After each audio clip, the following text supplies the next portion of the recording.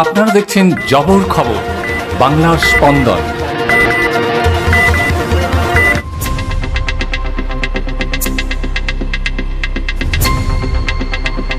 CPIM কর্মীকে প্রাণে মারার চেষ্টা, অভিযোগের তীর তৃণমূল আশ্রিত দুষ্কৃতীদের দিকে। ঘটনা তদন্তে বারুইপুর থানার পুলিশ।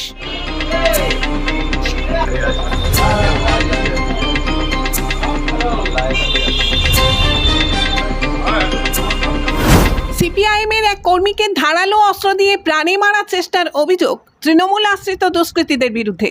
ঘটনাটি ঘটেছে বারুইপুর থানার অন্তর্গত ধপধপি 2 নম্বর গ্রাম পঞ্চায়েতের খুঁটিবেড়িয়া অঞ্চলের হীরা ইটভাটার পাশে।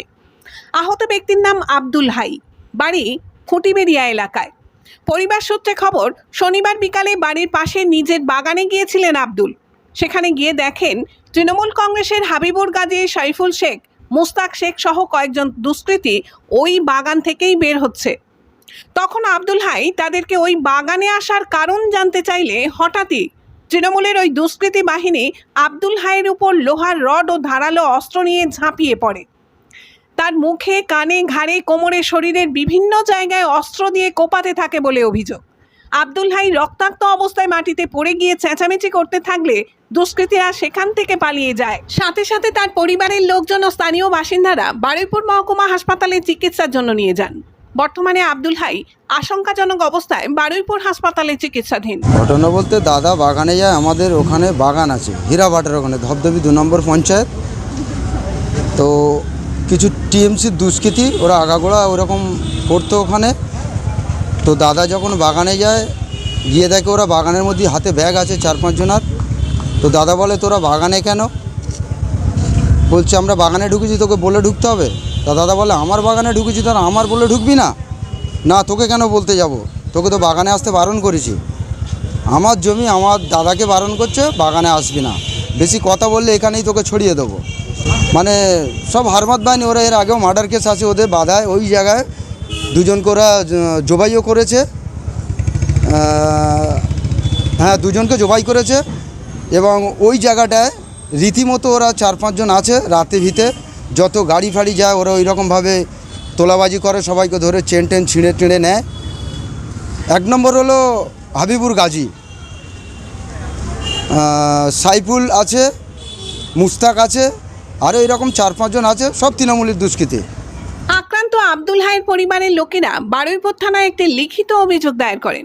অভিযোগের ভিত্তিতে বারুইপুর থানার পুলিশ তদন্ত শুরু করেছে। দোষীদের দ্রুত গ্রেপ্তার ও উপযুক্ত শাস্তির দাবি করেন আব্দুল হাইয়ের পরিবার। যে ঘটনা ঘটেছে একদম নক্করজনক ঘটনা। যে তৃণমূল কংগ্রেস গোটা রাজ্যে যে দুষ্কৃতী গুন্ডারাজ চালাতো, বারুইপুরের বিভিন্ন অংশে যে গুন্ডারাজ চালাতো, সেই গুন্ডারাজের এরা উপর থেকে একদম শেষ হয়ে গিয়েছে। তারপরেও এই গুন্ডারাজ এখনও চালিয়ে যাচ্ছে। আমাদের একজন কমরেড আব্দুল, নিরীহ কমরেড, বাগানে কাজ করছিল, হঠাৎ অতর্কিত আক্রমণ, কি কারণে কেন জানতে পারছি না, অস্ত্র দিয়ে কুপিয়েছে, হাসপাতালে ভর্তি আছে। আমরা থানায় যাচ্ছি, অবিলম্বে এই দুষ্কৃতীদের অ্যারেস্ট করতে হবে এবং যথাযোগ্য শাস্তির ব্যবস্থা করতে হবে, এবং এই গুন্ডারাজ বারুইপুরে চলবে না, সেই ব্যবস্থা প্রশাসন থেকে নিতে হবে।